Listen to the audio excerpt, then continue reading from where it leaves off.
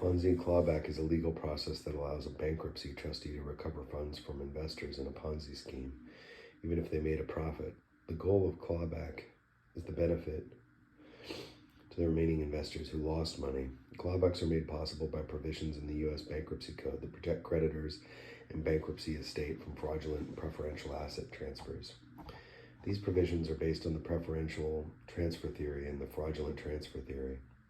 The trustee in a Ponzi scheme bankruptcy can seek to claw back funds from investors using the same fraudulent transfer law provisions that apply in every state. However, state laws may extend the reach back period from 2 years up to 6 years.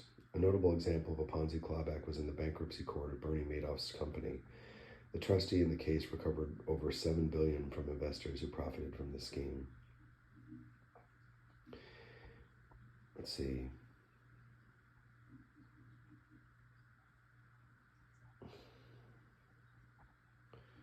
Even winners lose in a Ponzi scheme. Payments made to investors in the Ponzi scheme clawed back as fraudulent conveyances. In what is typically referred to as clawback proceeding, a trustee in a bankruptcy court seeks to recover or clawback funds paid to innocent investors in a Ponzi scheme lucky enough to make a profit, net winners, for the benefit of the remaining and equally innocent unlucky investors.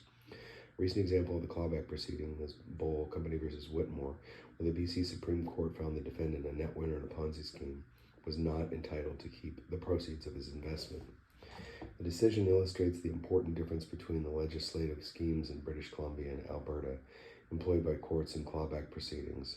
Specifically, Whitmore highlights how the operation of fraudulent conveyance and preference legislation differ in British Columbia and Alberta, and what this may mean for victims in a Ponzi scheme. In Whitmore, a former secretary offered a purported investment in wine and liquor business through a group of companies. To keep her scheme going, Ms. Samji paid investors from their own money and from money invested by others. Ms. Samji's fraud was eventually discovered, and as the court expressed, the house of cards imploded. The majority of the investors in the scheme lost money. Others, including the defendant, made a profit. Samji Group made a voluntary assignment into bankruptcy, and a trustee was appointed over its estate to claw back the funds received by Mr. Whitmore.